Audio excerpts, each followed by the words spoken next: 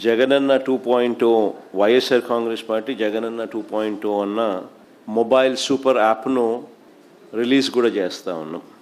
ఈరోజు ఏం జరుగుతూ ఉంది అని అంటే సోషల్ మీడియాలో మన వాళ్ళు పోస్ట్ చేసిన కంటెంట్ను ఇష్టం వచ్చినట్టుగా డిలీట్ చేసేయడము, డిలీట్ చేసేదానికి ఇష్టం వచ్చినట్టుగా కుట్రలు పన్నడము, ఇవన్నీ జరుగుతూ ఉన్న నేపథ్యంలో మనమే ఒక యాప్ తీసుకొని వచ్చి ఒక ప్లాట్ఫామ్ క్రియేట్ చేస్తూ ఉన్నాం. జగనన్న 2.0 సూపర్ యాప్ను. ఈ యాప్లో ఇందులో ప్రతి కార్యకర్త కూడా నిర్భయంగా తన అభిప్రాయాలను తాను చెప్పొచ్చు. చెప్పడమే కాకుండా పార్టీతో నిత్యం తాను అనుసంధానమై ఉండగలుగుతాడు. సో అదొక మంచి పరిణామం జరుగుతుంది. ఇష్టం వచ్చినట్టుగా వాళ్ళు చేసే కుట్రలు ఏదైతే ఉన్నాయో ఆ కుట్రలను కూడా తిప్పికొట్టినట్టు అవుతుంది. ప్లస్ మన వాళ్ళందరికీ కూడా పార్టీలో ఉన్న చిన్న కార్యకర్త నుంచి సెంట్రల్ ఆఫీస్ దాకా ప్రతి నాయకుడు కూడా నియోజకవర్గ స్థాయి నుంచి రాష్ట్ర స్థాయి దాకా ప్రతి నాయకుడితో కూడా కార్యకర్తలు కూడా అనుసంధానమై కూడా ఉంటాడు.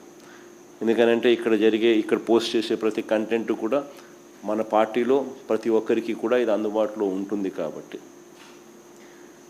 క్షేత్రస్థాయిలో ప్రజలు ఎదుర్కొంటా ఉన్న సమస్యలు కానీ, కార్యకర్తలు పోలీసుల ద్వారా హెరాస్మెంట్ ఎదుర్కొంటా ఉన్న ఇబ్బందులు కానీ, పార్టీకి సంబంధించిన ఇలాంటి ఏ అంశాలైనా కూడా ఈ యాప్ ద్వారా నేరుగా ఒకరితో ఒకరం టచ్లో ఉండగలుగుతాం.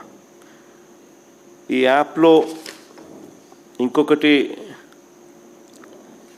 మంచి విషయం ఏమిటి అని అంటే పార్టీలో మనం నిర్వహించే ప్రతి సమావేశము, పార్టీ నిర్వహించే ప్రెస్ మీట్లు, ముఖ్యమైన కార్యక్రమాలు, అధికారిక ప్రకటనలు, ఇవన్నీ కూడా నేరుగా లైవ్ ఫీడ్ కూడా ఈ యాప్లో ప్రతి కార్యకర్తకు కూడా అందుబాటులో ఉండే కార్యక్రమం కూడా జరుగుతుంది. సో ఇవన్నీ ఉపయోగకరంగా ఉంటాయి.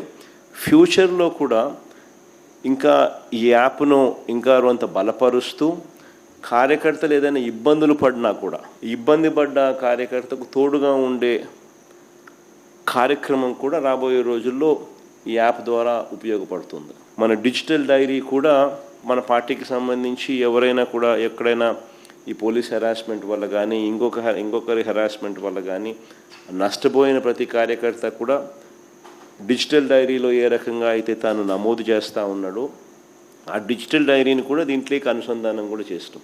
సో ఈ యాప్లో వస్తే డిజిటల్ డైరీ కూడా అందుబాటులో ఉంటుంది. సో ఇది బేసిక్లీ ఒక సూపర్ యాప్. సో మనదే ఒక ప్లాట్ఫామ్ క్రియేట్ చేస్తూ ఉన్నాం.